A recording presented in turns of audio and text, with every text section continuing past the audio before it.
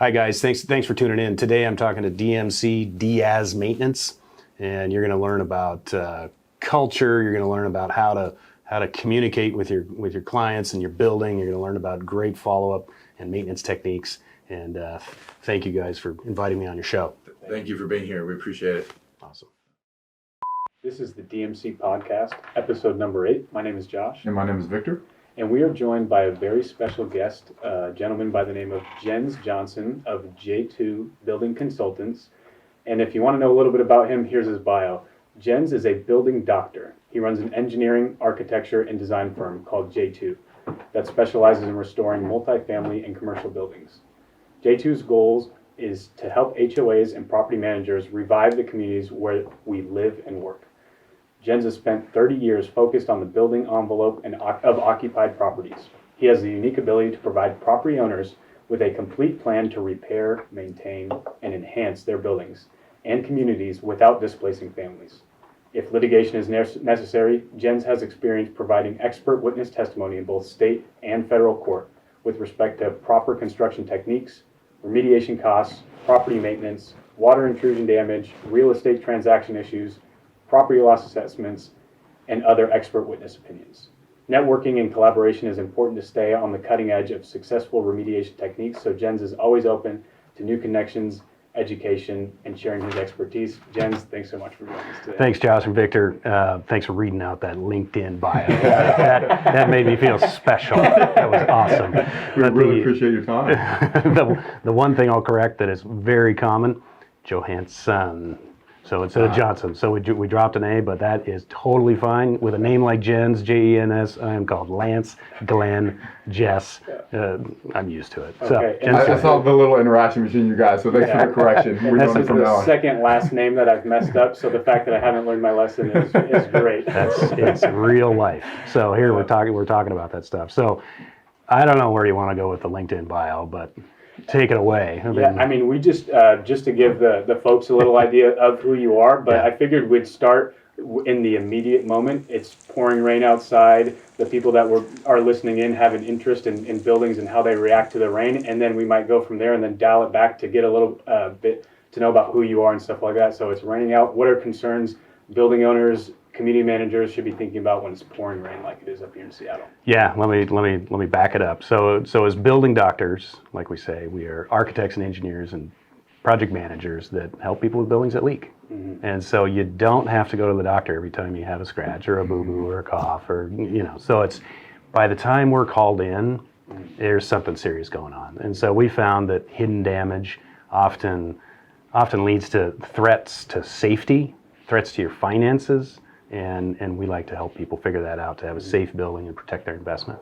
And so living in, being a wind-driven rain guy like you guys are, living in wind-driven rain Seattle is like Halloween to a dentist. So this may be a rainy, wet day and we're all kind of cold and damp, but, hey, this is what keeps our kids from being skinny, right? Right. So.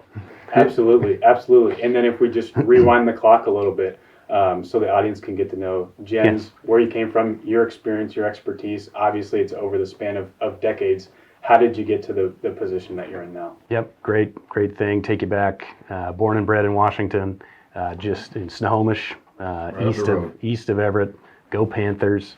And went 2 years to Western Washington University up in Bellingham. Finished up at UW, and graduated with a business degree.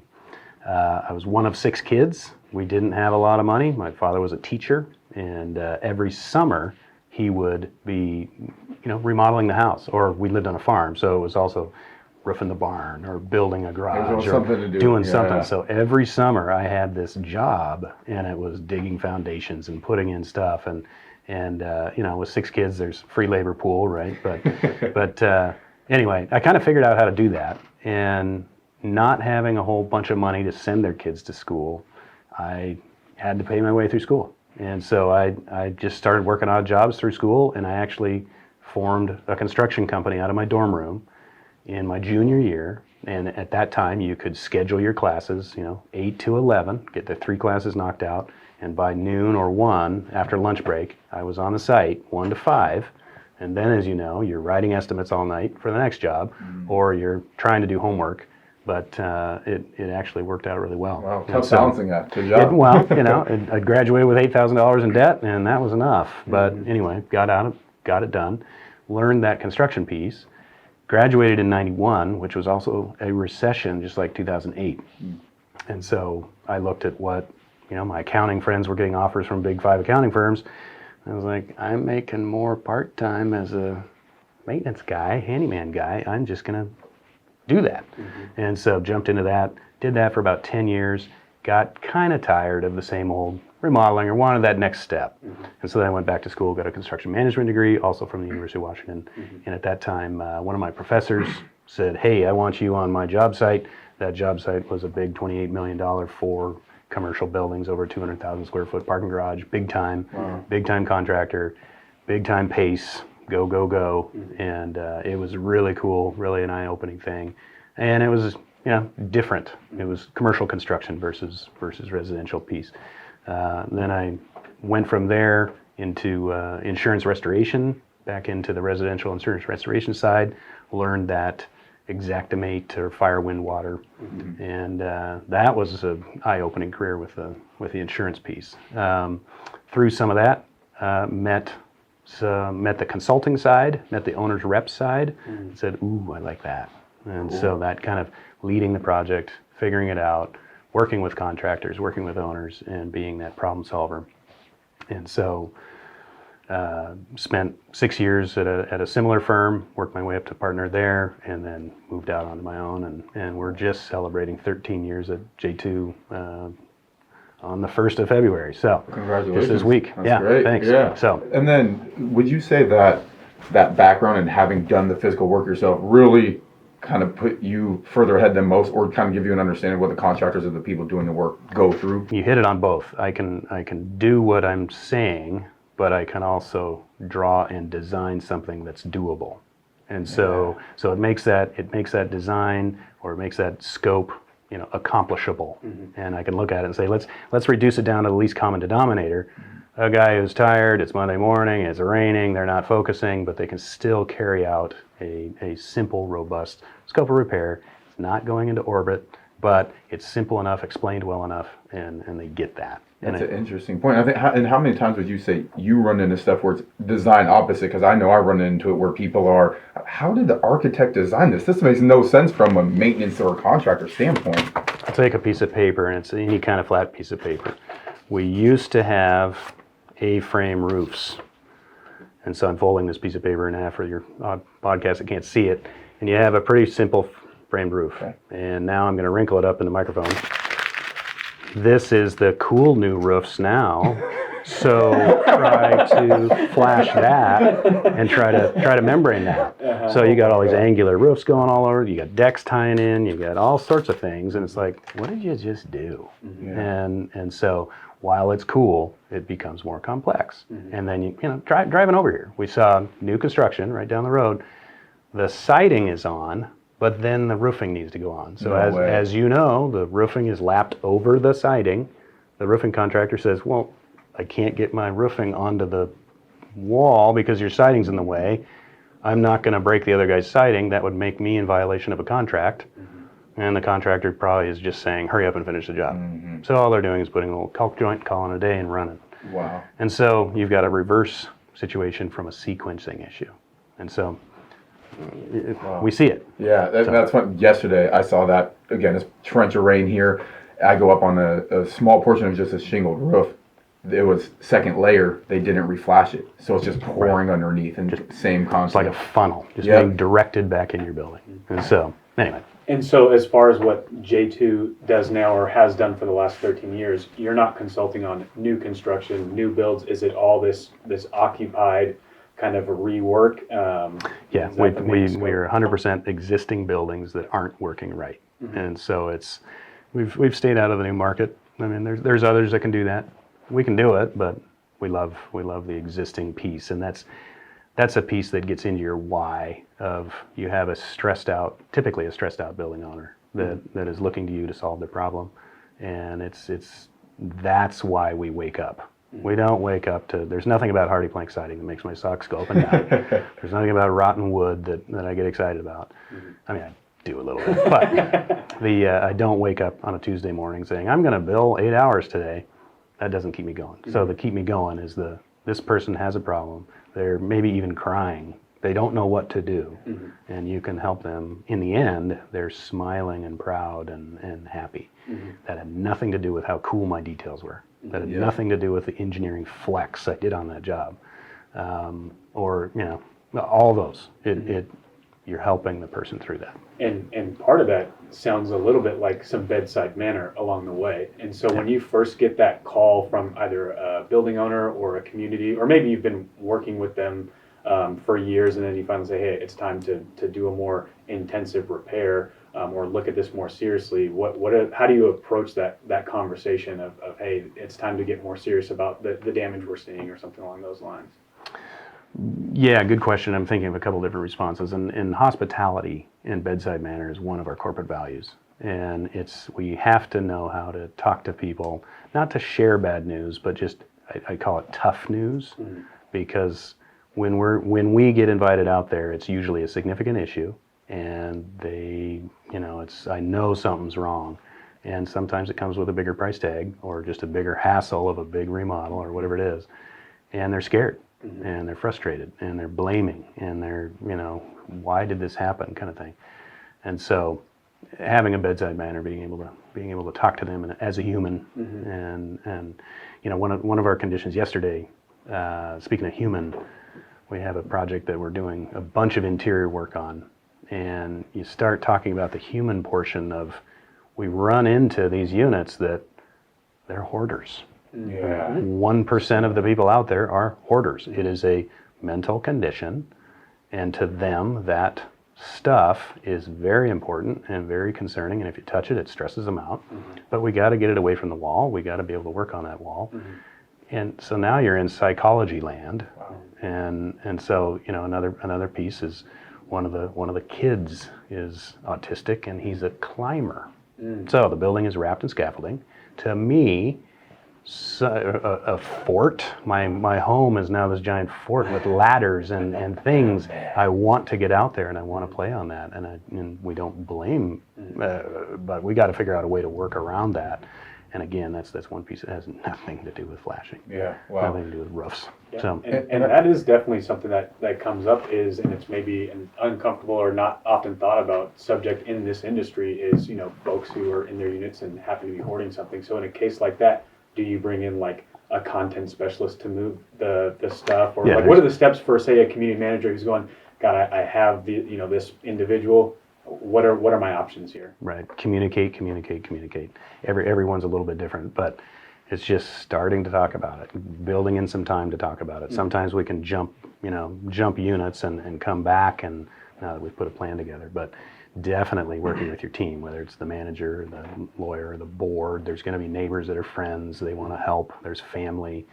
And so looping that in, and it's part of the job. Yeah. So, and getting back to one thing is, who's calling you guys? Is it the individual homeowners themselves? We know we worked together for years ago without knowing yet. I was a one-man handman show at the time, but board members, managers, what are you guys looking for, or who is in fact getting your contact info? So our flow of leads is coming from, used to come primarily from property managers or attorneys saying, yeah, we've got a big project, it's going to be a big pain, we need you. Now it's, as the people are more educated, everybody's using their phone, and they can, pick up, the board members are starting to search, and so now we're getting boards called direct. Now even the HOA people are searching and sending that to the board, saying, "Hey, call these guys." Oh, thank you, that kind of thing. But just that's one of the changes in this process, or how the process evolves and grows. Cool. And so, I think it's a combination of everything. Cool. And then one thing I'm curious about too, because you touched on it in. Super important, the level of communication you have with everyone involved, your team, the other side of it. When have you had, or how do you handle especially with what we found with homeowner associations, there's 3 to 4 levels of communication: contractors, your board, manager. There's all sorts of levels of communication you can do, and more is better, and people appreciate that. They don't mind being reminded 5 times. They hate not being reminded. That would be in the instance of a homeowner bothering the superintendent, not the superintendent, the actual worker, saying, hey, can you do this? Hey, can you do this? Hey, and so they're talking to a non-decision maker. And so we always direct it back. The superintendent has to be there, or whoever the communicator is on the site. Some contractors have a communications person, so keep the flow going that way. We tell our contractors, you're required to be courteous, but don't start a conversation because, hey, I had a conversation with somebody from DMC. I don't know who they are, but and so it's no, talk to this person. And so it's just communicate the flow. And so when you go into, or I guess maybe from the moment that lead comes in the door, what does the process look like from there? Are you sending out, because it sounds like you have different functions, you have engineers, architects, that all fall under this J2 umbrella. Who does the client meet with? What does the process look like for the life cycle of if they are in need of a repair? Yep, we have a 3-step process, just tagging on to the building doctor theme. So we diagnose, prescribe, and treat. And so the diagnosis phase, understand what's going on. That can be looking at old reports, looking at old plans, getting your arms around everything that's been done, and then going out and doing a visual inspection, or even upping that to an invasive inspection, figuring out what's happening. So again, the doctor, I'm going to take your pulse, but now I need to x-ray you. Now I need to maybe even do some exploratory surgery and figure out what's really going on. So then you get to the prescribed stage of, now here's where we're producing plans and specs, a scope of work. We're putting together the project. We're writing the recipe for the baker to bake, right? Yeah. So here's what you need to do to get this project done. And then at the end of that, you'll get a price. And so, surprise everybody, it's X amount. And so then we get into the treatment stage. And for us, we're not nail pounders. And so we are working with the contractors to get the project done correctly. I'm not doing their work for them, but we're here as an owner's rep or a project manager and helping them through the path and helping both sides come along, because it's really it's a 3-legged stool. I mean, you've got the owner, the contractor, and the consultant. Maybe it's even 4-legged with the manager thrown in there as well, just to keep that stool, if one of those legs breaks, it tips over. Yeah. Right. And then something I'm curious about is, especially in your line of work with, you're working with already existing buildings. Are there certain themes with certain aged buildings or certain developers or builders at the time that you are consistently dealing with, that to managers who are possibly listening to this podcast, they might say, that's my building, I need to call Jens right now? Yeah, there's I'm thinking of stucco buildings, of vinyl buildings. There was an era where building paper was kind of optional. In the early 70s, it was kind of, we'll run the building paper out to maybe the edge, and they kind of, most of the paper's on the wall. And so that's a raincoat with holes in it. And then the next one would be stucco buildings in the 80s that got coated with an elastomeric coating by some of the snake oil salesmen at the time. So you're saying behind the siding it's been coated? No, on top of the stucco. And so some of those coatings, especially in the 80s, weren't breathable. So now that we've just put a big plastic bag over the building, it's rotting. Wow. It's sweating to death. The new coatings are more permeable and allow that to happen. We can chase developers. I mean, we run into projects where, who was your developer? Okay, last job, we found these 5 things wrong. Let's go check real quick. Yep, we're finding the same 5 things wrong. They just moved on to the next site. Same set of bad plans, same set of cast of characters that didn't know what they were doing. It's not as much, and we don't really track that, but when we fall into it, we already know the playbook. We know what to look for. I don't know, there's our eyes, our eyes are trained to see different things. And so we can walk around and, just like you guys can, I mean, you can see that doesn't look right. And so whether it's a gut feel or whether it's some staining shouldn't be there and that's wrong. And so let's take that open. So it's visual inspection is always a good way to walk around your building and take a peek.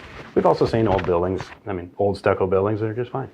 And so we're not stereotyping, but there are some commonalities. Cool. And to someone who doesn't have that trained eye, does J2 offer, hey, annually we can come and check your guys' building out and give you a report in that non-invasive style, again, because if they don't trust their own judgment or their own eye in regards to some of these things. Right. Yes, and that's really kind of a fourth phase. So diagnose, prescribe, treat, and then follow-up care. And so whether that's house calls of, like today, I've got a leak. We've had 5 days of rain. So, okay, yeah, we'll come out and take a peek. Or warranty stuff. When's our warranty up? We want to look like the day before the warranty expires. So can we kind of look at something? The proactive boards are, doing that maintenance. I go to the dentist twice a year, so I don't have to go for fillings. And so that's maintenance care. Or you go to the doctor for your annual inspection and just check up on everything, even though you're not hurting. That's maintenance care. We change oil in our car so the engine doesn't blow up. And so I wish every building owner did that, but they don't. But anyway, yeah, that's something that we offer. Cool. And it's something, again, I've been wondering about is you're dealing directly with homeowners, managers. Do you put the entire team together when you're getting ready to do the repair? You have the contractors you work with, the architects that are within your company. I mean, what's that look like? As well as if contractors are looking to work with you, is there a process of hiring or relationship building that you do to, hey, you guys are good with our team in this process as well? Yeah, good question. And I think both.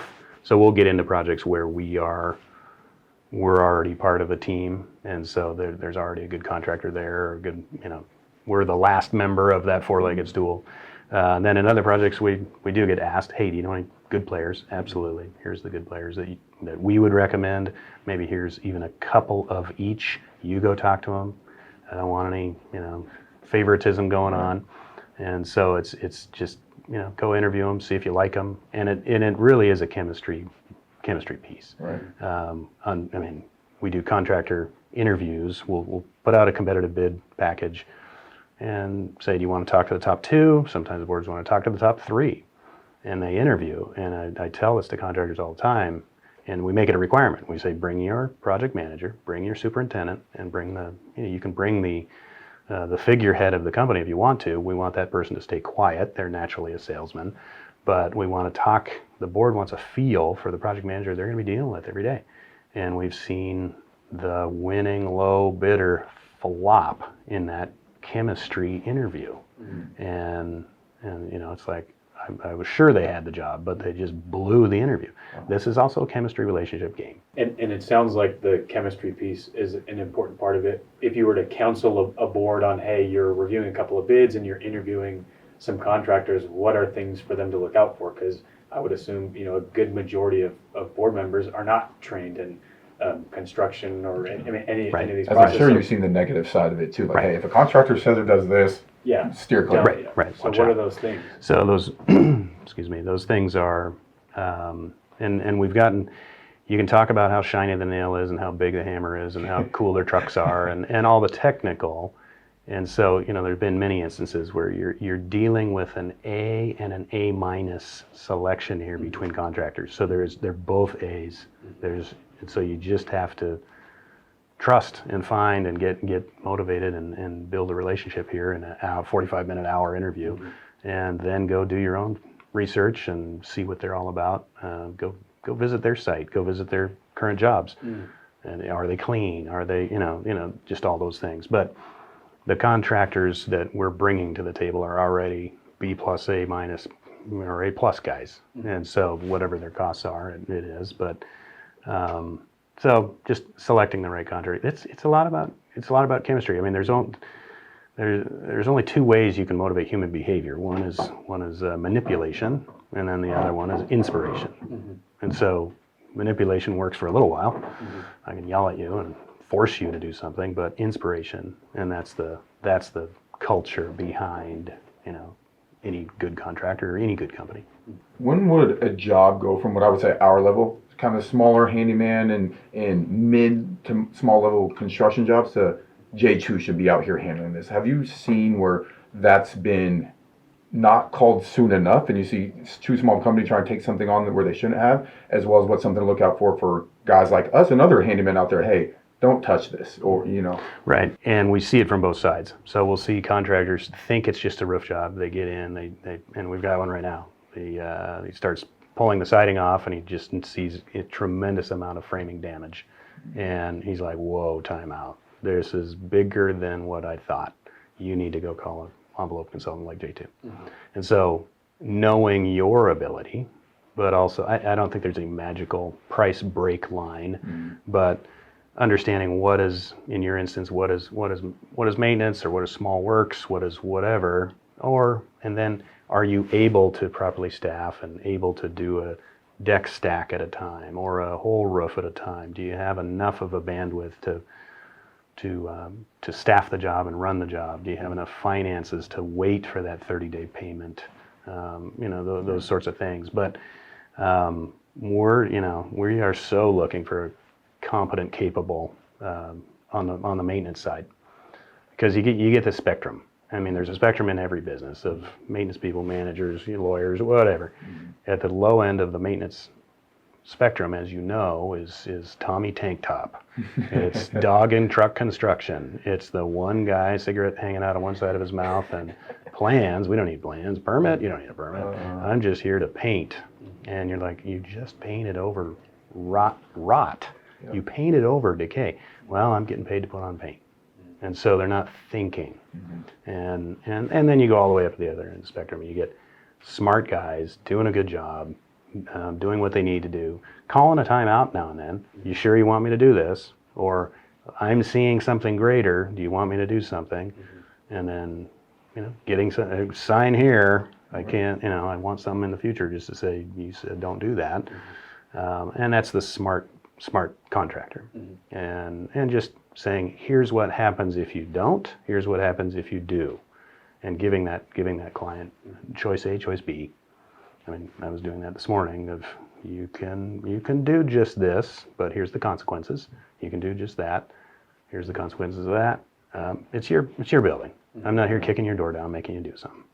So, but I want to let you know, this is a 1-year fix. This is a 10-year fix. This is this is warrantable, etc. Have you ever turned away jobs because boards didn't heed your advice? Absolutely. Fired boards, fired clients. And what would set something off like that? Asking you to violate principles of, another one of our principles, do the right thing every time. And, we just want you to patch it. Just do your best and caulk the rest. That's not how we work. And so we're going to advise you of that would be a 6-month repair. And if you're looking to, I just need to make it till summertime to replace the roof. Okay, that's what a 6-month repair is for. But no, I'm going to sell my unit, and I need you to just cover this up and don't send me any reports. Go find somebody else. Yeah. Well, that goes to an interesting point. Something you talked about on one of your videos that you posted, but the requirement to make repairs. And so, just specific to the HOA clients, could you explain a little bit of it? I thought that was interesting. It was new information to me that, hey, it's not according to bylaws, it's not optional to do certain things. So I feel like that's maybe important for folks listening. Right. So I think you're referring to one of the recent Facebook posts. So the bylaws and governing documents are governing what the board needs to do, and most of them, I haven't read every one of them, 99.9 of them say get competitive bids over $5,000. That's really all they say about fixing your building. So then you get into the RCW, or the codes of Washington that make you do stuff. So 64.34 is the Condominium Act that talks about here's what a condo is, here's how you have to assess, here's how you have to do these things. 6455 has a definition of building envelope rehabilitation. And so if you're over here in 6434, I'm running my building, I know I need to do some repairs. Oh, well, now that's triggering rehabilitation. So now we have to go to 6455 and find that definition. Here's what it says. And basically the gist of it is the loophole says if you're more than 5% of the assessed value. So you take, for simple math, 10 units at 500,000 each, 5 million, 5% of 5 million is what? 500,000, 250,000? I probably blew my math. Somewhere around there. Yeah. Who's this engineer? Yeah. Give me a measuring tape, I'll figure it out. So anyway, but you can kind of do that math pretty quickly and say, and that's where it's Band-Aid or heart surgery. And so, or even splint or set a broken bone. We're not going to do that at home. And so So then you get those clients that, here's the dollar amount, our bid is right below that. We're going to break this up into 4 projects. We're going to do northeast, southwest for 4 years. Okay, great. You got under the little loophole. Good for you. And so that's where I'd say talk to your HOA attorney and just have them review that, have them look at that. But again, can you do work on condominiums without all these regulations in the RCW? Yes.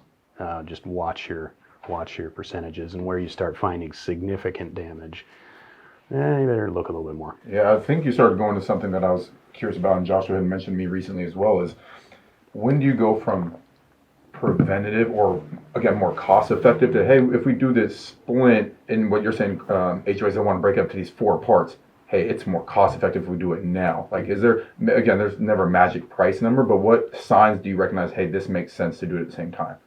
Right. I believe we have an article for that of, I think, the 15 steps of, why, how to do those things. I think that's on our website, j2consults.com. But one of the biggest pieces on the broken up project is you rarely finish. So we've done north, south, east. What happened to the west? The board quit, and we lost the details, or the contractor never came back. Okay, the second piece is you never find the same contractor to finish it all. So you got ABC, XYZ, all these other guys doing it. So each elevation is done differently.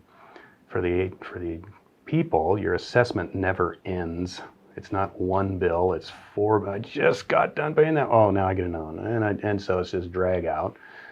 In any kind of rising economy like we've been in, is next year going to be any cheaper? No. And so you may be breaking it up into bite-sized pieces, which is fine, but it's not going to be any cheaper. The loan rates right now are super low. So you can just get one loan, spread it out over 15 years instead of 4 assessments that are 4 years.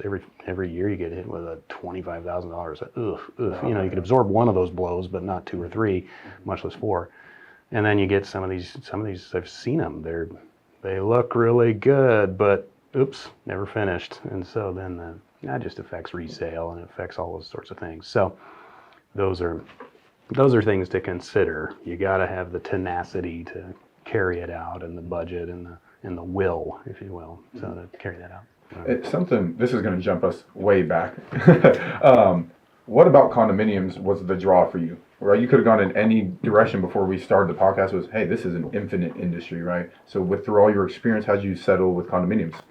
Condominiums are run by a volunteer board. And if you've ever worked with volunteers or ever been on a volunteer board, it's a labor of love. And so that's another piece. I like working with people who are there. They're not getting paid. This is a thankless job. They're pouring their heart into it. And that's a much more fun client than someone controlled by their Excel spreadsheet budget, and I don't have that in the budget this year, forget about it. They don't have any skin. There's no skin in the game. So this is Barbara, the board member's unit. And she has some skin in the game. And she can't afford a big fix. And we really have to dial it in and bring something that helps her. But we also do apartment work. We also do commercial work as well. It's just different pieces, but it's all the same water intrusion, typically starting this off and finding hidden damage, and what do we do now? And when you're finding to now in the present future timing, the repairs that are happening, what are you installing? You're putting the newest technology, newest membranes. I mean, elastomeric deck coating still. What type of siding are you guys specifically doing with it that you would recommend if they're, hey, full building reclad or envelope stuff? What are you going with and recommending to your clients? Yeah, good question. Everybody is coming out with their new and improved product. And so you have to not be a little bit of a cynic, but you have to believe, and test. And so we get weekly product reps coming in. Hey, we want to show you our new whiz bang. And great, send me a bucket. I'm going to coat this piece of plywood. I'm going to leave it out in the rain. Or better, I'm going to coat this piece of plywood and put it in a bucket of water. And the ones that believe it, they're like, sweet, I'll have it here tomorrow. The ones that, whoa, I don't want to do that. And so you get them backpedaling pretty fast. As a good screening tool. as a check to that, we're always tearing apart buildings. And so we're seeing what is working real well. the yellow building paper working great, the white stuff not so, and you can just kind of go down that line. And again, it's most of our clients in that board and even apartment ownership, they just tell me, I don't want the Mercedes. I want a solid Toyota. It's got heated seats. It'll go 300,000 miles. It's a great car. I don't need a Maybach.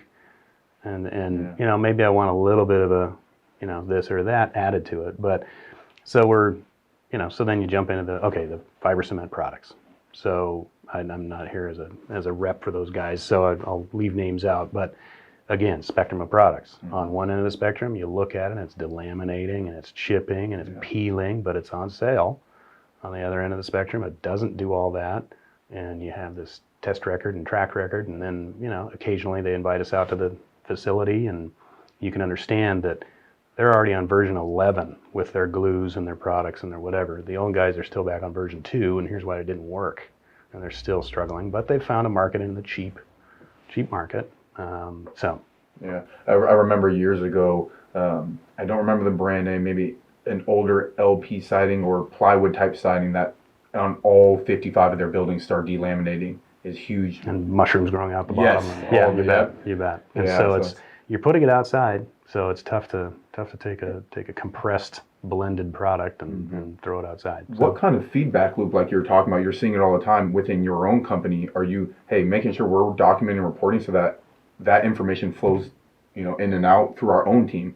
So as simple as it may sound, any kind of internal, whether it's Slack, we use Teams, it's already part of Office 365, and that's an awesome way to keep it out of your email feed and chatter, and then it also stores it. So you set a separate channel, call it product, and then people are throwing photos over into that. So everybody can, it's lunch break, I want to say, oh, hey, okay, well, let's look in this.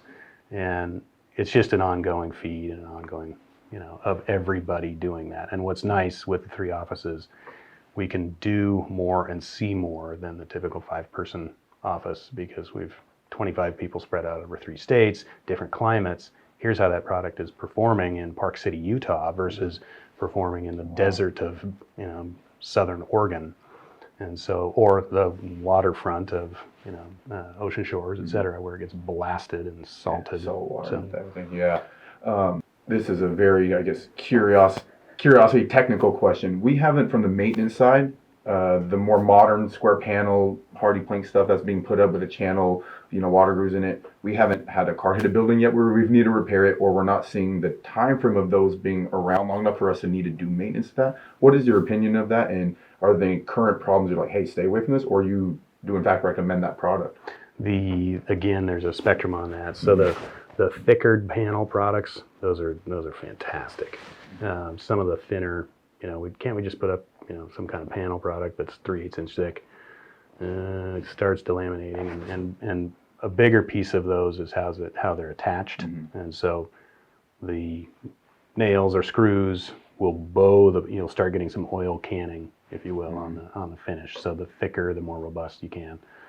Those are Are those cement board products? Yeah. Or okay. Some are, or they're a fake wood. I forgot the poly something. But hard to remember. I can figure that out. So, but no, they're a cool product. They're very durable. Okay. And there's some products out there that are just awesome from a water standpoint. And I'm curious, because there are so many new things coming out so regularly, is for your team to stay up to speed, is there professional development, or is the internal communication and the product rep, is that enough to keep someone up to speed, or are there things that you have to do in addition to that to stay current? It's both. It's all 3 actually, and one of our pieces is a professional development allowance of giving everybody $1,500 a year.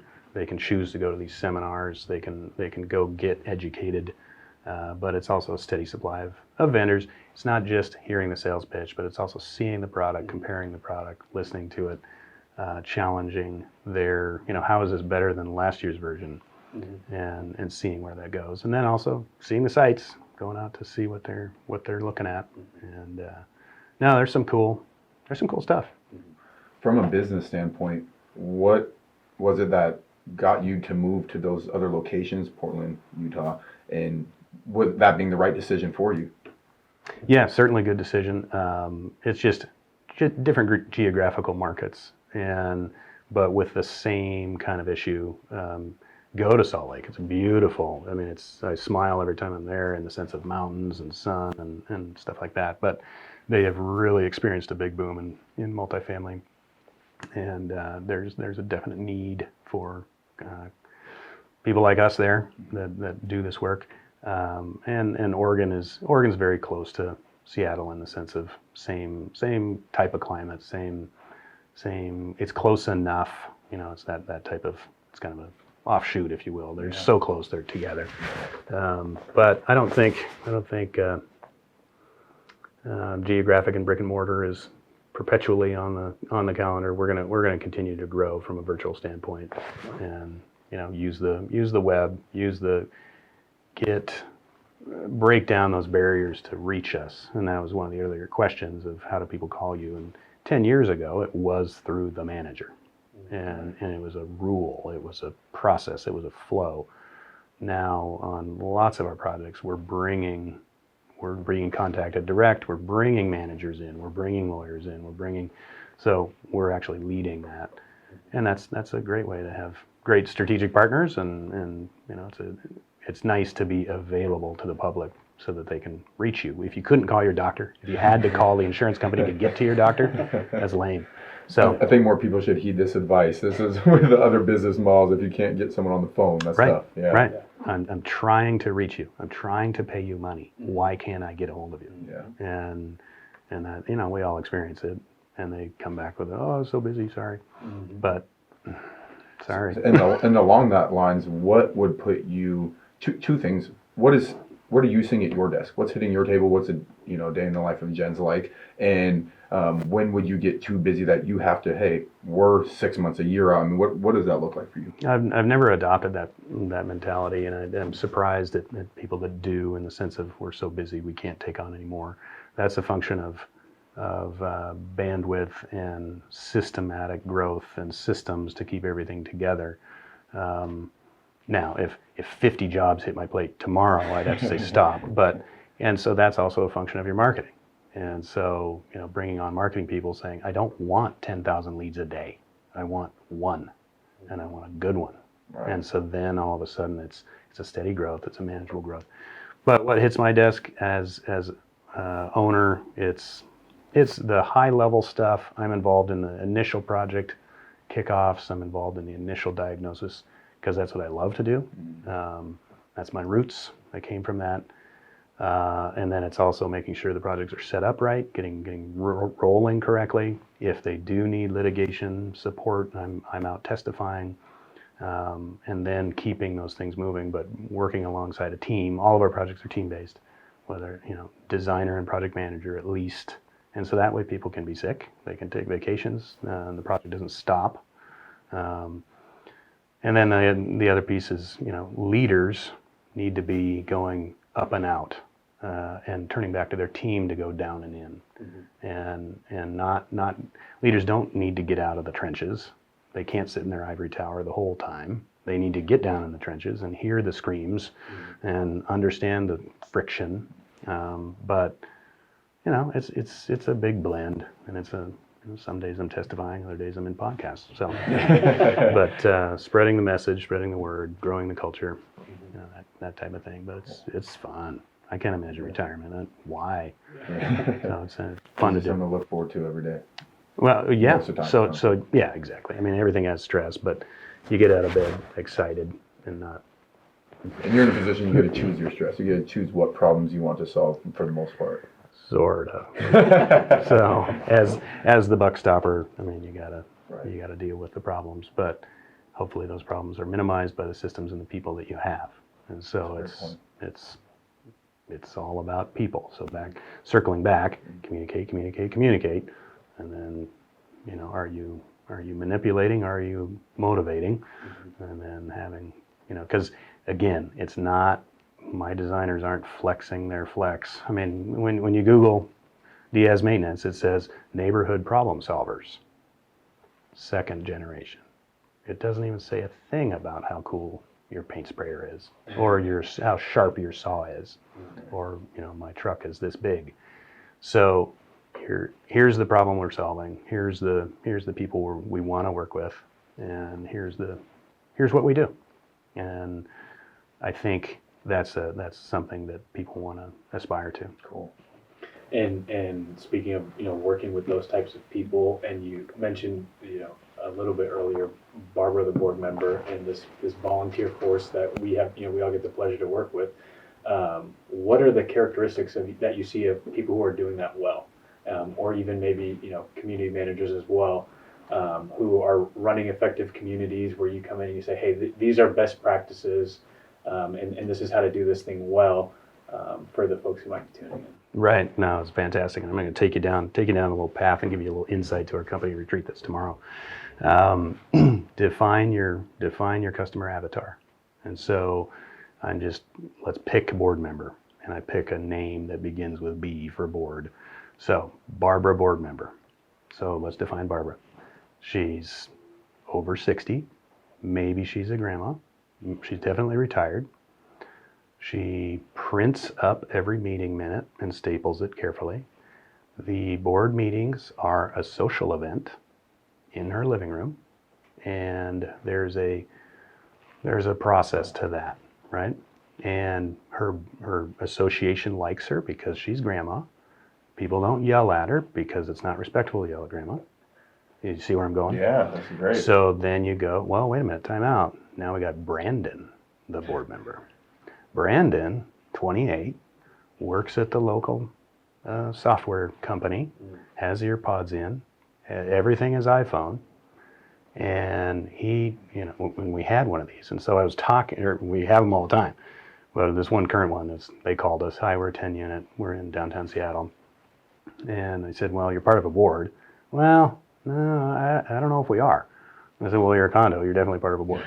And so, whether you know it or not, you are. Right. So you have board meetings. Well, no, we just get on Skype. Oh, okay. Well, that's a virtual board meeting. So then what happens when you owe a bill or have to pay the landscaper? Oh, we just text everybody and they send me a Venmo payment of $50 and I just pay the bill. Or all our bills are already on bill pay anyway. We don't have any bills. I was like, oh, interesting. Or do you have an HOA attorney? No, we haven't needed one. Oh, do you have a manager? Nope, don't need a manager. Why would we need a manager? All the bills are on bill pay. Boom. Wow. Brandon, the board member, doesn't want things mailed to him. He wants it DocuSign, and he's mad if it comes in hard copy. He doesn't have a printer. He takes public communication or drives an electric car. He doesn't have board meetings. They've got Skype meetings. Wow. Why should I come to That's dumb. And so, or I communicate on Instagram and Snapchat. Phone calls drive him nuts. Yeah. You're interrupting me. Okay, so you have to learn how to communicate to both those parties.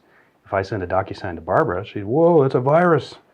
Okay, if I send a piece of paper to Brandon, he's like, I can't print it. What am I supposed to do with this?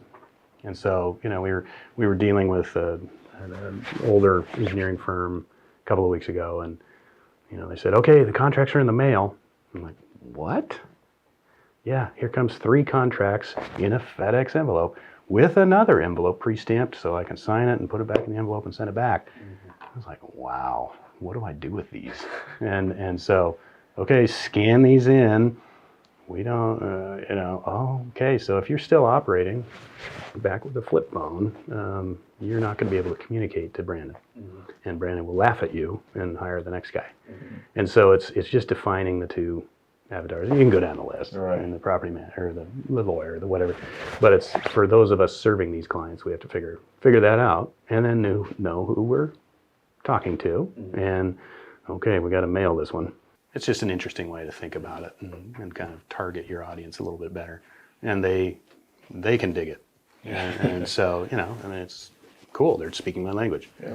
And I think it kind of leads towards, we talked about the growth into the brick and mortar, into multiple markets, and now the vision, it sounds like, has shifted to, hey, we can reach more people and serve more people through this new medium. So if you're looking out into the next few horizons, the near term and then the longer term. What are the goals? What's the vision for J2 to continue to grow and serve this community? It's definitely to keep growing organically and growing through that geography. But if you can realize that X percentage of business came from this intake or this flow, property managers gave us X number of business. Somebody else gave us this much business. But now you're opening yourself up to the entire market. And so do you want that? And then, figuring that out. Breaking down some barriers. Why do we have to be, that's the special consultant. You only bother them with whatever because, A, they're expensive, so I don't want to call them. Or B, it's like, well, I don't think my problem's big enough. And so what if we broke down that barrier to, for instance, you guys, call us anytime. Yeah. There's no cost. Get me on the phone. You guys got a video. We'll take a peek at it. We'll just say, don't worry about it. Button that up. Or, whoa, watch out. Here's, Google this manufacturer's instruction and you'll see what's going on. And, hey, thanks. And so that partnership. That's such an interesting point, that barrier, because I've felt that in the past. Wow, they're so far above me. It's like, we'll figure it out here, right. Where it was either a project we shouldn't have or it's one we can take on, but there wasn't that communication there. And it's also the attitude and the culture of the person you're talking to. Mm-hmm. We've all seen I'm a such and such, so therefore my ego is so big that I can't possibly talk to you. Mm-hmm. Or my ivory tower is so tall you will never get up here and I'm too important. Well, again, your phone breaks it all down and just say, send me a text. Hey, man, I got a little problem. Can you help me out? And sure, great. Let's figure that out. And so breaking down barriers, I was reading a book, and it said Apple was in the midst of their, Apple II or something. And they went over to IBM and saw this technology of a mouse and a arrow and a cursor and clicking on a folder. And they were under the premise of, I have to code, you have to be a total nerd to use a computer, and I got to know these basic languages. And that's where, Steve Jobs walked out of the meeting and said, we're doing that because we can make it more available to everyone. You don't have to be a geek to use a computer because our mission says everybody should have a computer. Mm-hmm. And so breaking down that code barrier. So do we have a technology code barrier that we need to break down? Well, maybe. You got to look at that and say, why don't I get called from these people? Well, I didn't think I was important enough, or I didn't think you had time for me, or I didn't think this issue was. So that's an interesting way and that's definitely on the goal of breaking it down a little bit. Breaking down that making line it easier. Communication. Do you share, hey, the pictures you guys are taking from your envelope inspections, you're starting to do some tear out, it's a bit invasive. Hey, you're taking the pictures. What kind of information is getting back to the manager and the homeowner, or just the people who are curious about that? Hey, this means this, that, or the doctor of the building. Hey, here's your X-ray. ... This is why there's a broken or ligament, or let's go over this. Right. We're definitely sharing that with the board, and that's one advantage of the pad. They're coming out at the end of the day, or they're coming home a little early to, hey, how was that investigation? Well, let me show you. Mm-hmm. And I can quickly, instead of we're all squinting around a little phone, that doesn't make any sense. But you can quickly show them what's going on. Here's a highlight. You don't have to wait for my report to understand you do have some problems here. Mm-hmm. And then getting on to the rest of the sharing. That's a board. We'll suggest that again. Communicate. So where we see boards flop is we go through a 6-month investigation process, get it all together, put a price together, and the board says, "Oops, it's time for a meeting. Okay, everybody, meet at 7:00 at the church or whatever, and you all owe $1 million. And everybody just mushroom cloud goes up because they haven't been communicating of, let's have 3 more meetings. The first meeting, here's what we've been doing. Here's what we're finding. Now here's what it's costing. And it's a marinating process. There is a problem. That is going to cost money. And by the time you get them down the board's already been through it. They've been through it for 6 months. They've been marinating. Mm-hmm. But the rank and file just blows up because they're like, what are you talking about? Yeah, so, from someone we mutually listened to on a podcast, hey, understanding that why. The board, hey, for 6 months has understood the step by step, but all of a sudden, hey, you get this price tag and no one has any idea why. Right. They're losing it, yeah. And I talk to boards all the time. The last board just jumped us with this giant thing and we didn't believe them. And it may be true, but bad delivery. And so, and what is that? That's just having some extra meetings. And so, come on, guys, communicate. Right, or even goes into that discussion of the different lines of communication, right? Because I mean, if we're talking about the range of board members, the range of HOA members is even bigger, right? And so, is everyone going to show up to that meeting? Well, they still deserve to know the information potentially, right? So, are we creating a Facebook page or email newsletters? Bingo. What are you doing to reach everyone? All those different channels. Barbara's already printed your report and read it very carefully. Brandon doesn't have a printer. He's looked at it on his phone when he was at the airport. Doesn't know what he's. I didn't really get it. I didn't really get it. But anyway. So along those lines, what technology are you using within your company that's working for you guys, as well as for other contractors or boards and HOAs that they should be considering? Pretty simple, basic. The more basic you are, everybody can use it and participate. So when I send somebody a video conference link in some weird software, I don't want to download that. That's going to, A, it's going to jam up my phone. B, I'm going to get ads on it. C, I'm going to, oh, it's already built in? That's cool. Okay, cool. And it's not, I don't have to go through hurdles and jump through posts and figure it out. But the simpler the mass produce, the better. So trying to stay on that Office 365, Zoom for video conferencing or Skype or any of those. But just so simple. More, again, back to more people can participate if they already have it. And so that'll drive your participation levels versus I didn't download the software or I had to buy the software. Or I got a 14-day license. Yeah, that drives me nuts. So on the 15th day it expires, you can't get a hold of it. Or I get automatic bills. It goes all because that one guy wanted to have a conference. So, and then just proven platforms. So there's nothing magical there. Again, it's a 80% behavior or vision and 20% technical. Just using what works and figuring that out. So, and yeah. It's a communication piece. So there's no magical software. No magic in any aspect of this. It's learned in hard work, right? Well, so that's breaking down the barriers. So it's the consultant must have a crystal ball and smoke and mirrors, right? And that's, 20 years ago, yeah, it was. And you can't get behind the curtain. And this is my protected curtain, and I want to keep it that way. What if I flipped it around and said, come on back? How many more clients? Whoa! Now I'm changing more people's lives. I'm helping more people with their building problems, and I have a bigger, steady stream of clients. And I've put half my competitors out of business because they're still doing it the old way. Right. Well, again, just like you had touched on earlier, from our perspective, us knowing that we can even talk to you, get a hold of you, communicate. We now know what one person we can say, hey, this is above our head, and that kind of and. We touch hundreds and hundreds of condominiums per year. Right. What scope and size is like, hey, this is a building envelope problem. Let's get these guys out here. So yeah, right. I like that you're doing that. Yeah, and to calibrate our own mind, I mean, it wouldn't take but a few times to go, okay, these are the problems that, J2 respects and says, hey, this is something that would fall into our scope, and these that wouldn't. But being afraid or hesitating to even make that first call, once that goes away, it's like, cool, maybe 2 or 3 phone calls, and now I have an idea of here's what we call these guys for, and here's what we wouldn't. So right, and then kick it up a notch. Invite us over to train your field guys. So we come over for an afternoon. We work for pizza, and we could show your guys. Here's the top 10 mistakes we see, and here's how to quickly get around them. And then all of a sudden, we're doing an in-house training, and everybody benefits. And you were going to regret that offer. Okay. Our team's small. We'll share enough pizza. It'll be good. Yeah, that would be amazing. Yeah, cool. And so that's the part of figuring out relationships. What would you do for a friend? Yeah. And here it's not hard. And so here's the right way to go about it. Yeah, and again, just sharing an experience I had very recently.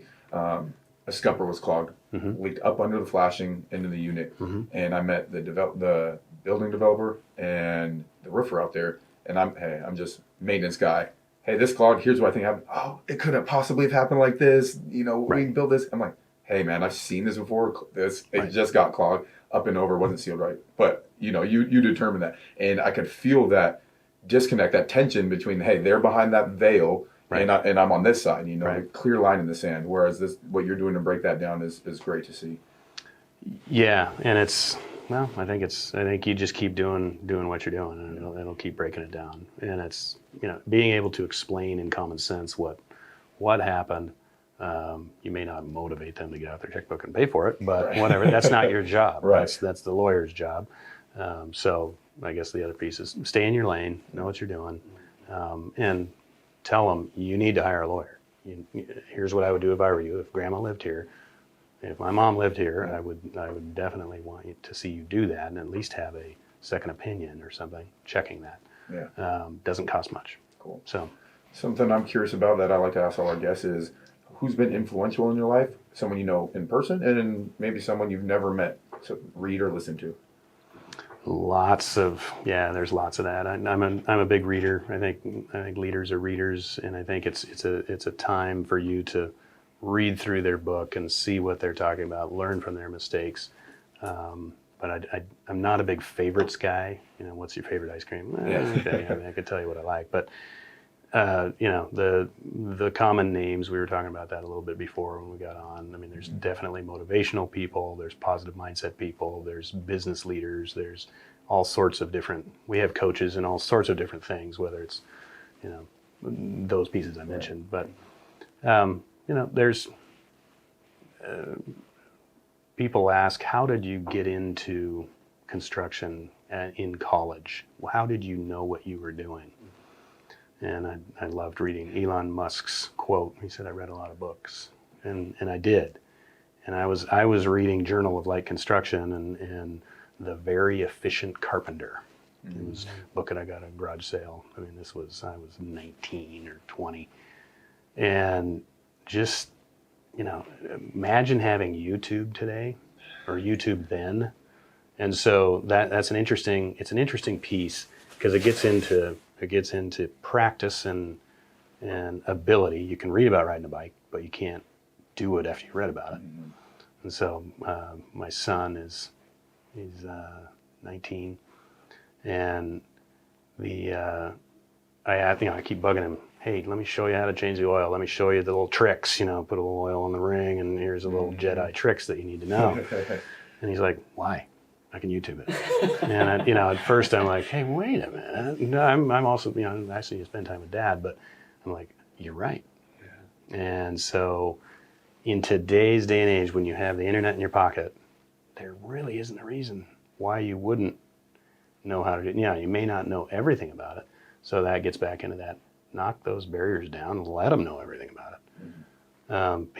We've all done that. We've bought the course or we've gotten into something and we realized we were in over our heads, and then we said, wait, time out, I need some help. That's an even better client because you've helped them through chapters 1 through 3. They got in over their head. Who are they going to call? They're going to turn around and call you and say, I've got it this far. I followed steps 1 through 3. Now I need to keep going. Okay, cool. We can take it. You've done what I said you should do via my book or my video. So great. So, that's great. Yeah. And so it's the information age. But you guys in the maintenance world, there was just an article of the maintenance guy in 5 years is going to be the highest demand thing because we're all just pressing buy now and the Amazon box shows up and how do we do this? And so you're in a wonderful niche. And I hope so. There's what's the quote? There's riches in the niches, and so it's a great place to be as long as you have that culture and have the system to be able to knock it out. But we're only as good as our last time at bat, and you can screw something up, and so it's good to keep growing, keep doing what we're doing. I think this podcast idea is awesome because you're learning, you're putting it out, you're getting some interaction, you become the bulletin board of the community. And people are feeding back and forth on that. So it is not a waste of hour or whatever of saying, I'm not billing a client today on learning. And so learn. Well, thank you for that. Again, it was his idea. I keep hitting this mic. It was definitely Josh's idea. It took me some moments to get on board and understand the concept. And then when I bought in, I'm thankful he did that. Yeah, I think one thing I recognize it's for us, completely selfish. Like we get to bring you in here as an expert in our industry and get to pick your brain for an hour, and it's like, we're so young and we're growing and all this stuff. It's like what a unique opportunity to get to pick your brain. And then the secondary benefit that we get to, capture this conversation and share it with the rest of the community so that they can benefit from that information too. I mean, it's a huge win-win, and we appreciate your willingness to do that. Absolutely. So it's within 15 minutes on a phone call, I could see our values aligned, and I was like, yeah, okay, this will be fun. Yeah, well, I, for one, can say I'm very much looking forward to working with you in the future. We'll get you guys in here, and then on those projects where we'll calibrate to, hey, this is a J2 project, So. Right. And just, it starts with a call and starts with a video chat and just say, is this something I should be worried about? Yeah. And no, go for it. Or call me if you see this. Mm-hmm. And I think that's even with our clients. I mean, I'm sending those links out here. If you want to get on a video chat, let's do it. Yeah. And great. You don't have to come out here and sit in traffic and send me a bill for 3 hours. Nope. Real fast. Yeah, that's great. So to that point, the community is listening in. A call to action. Is there something from Jens at the head of J2 that you'd like to share, that you'd like people to think about regarding this topic within this niche in the industry? My biggest reminder to myself is communicate. Whether that's internal, external, or So it's, am I communicating enough to the people that count? And we can all do better on that. Once we wake up to that and realize, I know I sent an email, but I need to kind of get more, or just letting people know what I'm doing or how I'm doing it. I think we can all, if you're communicating with your spouse more, your marriage is better, right? Mm-hmm. And so, or your kids more, or your whatever. And then, second thing is explore your culture. We don't get any points for the fanciest detail and the fanciest whatever it is, bold pattern, whatever we do. We get points for, they understand us, they're human, they're wanting to do the right thing, and they may have idealistic goals that can never be achieved, but at least they wake up trying. And I think those are two big things that we can look at. And then it's team, make sure you have the right team. If there's anything weak on your team, it's going to be a problem at some point. Yeah. And then maintenance. Just take a look around. Walk around your building. That's the first step that we tell everybody. Just walk around. If it doesn't look right, it doesn't look right. You have a camera in your pocket. Take a picture. Take a picture and have some pros come out and say, is this right or wrong? And go from there. And so it's super easy to walk around your building. Every time I walk around my building, I'm seeing, my own buildings, I'm seeing, need to do that. Need to do that. At first I thought that was like an OCD problem I had, because now I've been doing it for 15 years. I'm like, hey, Joshua, you notice this and this. Right. Yeah. Right. So it's it's just paying attention and doing the right thing.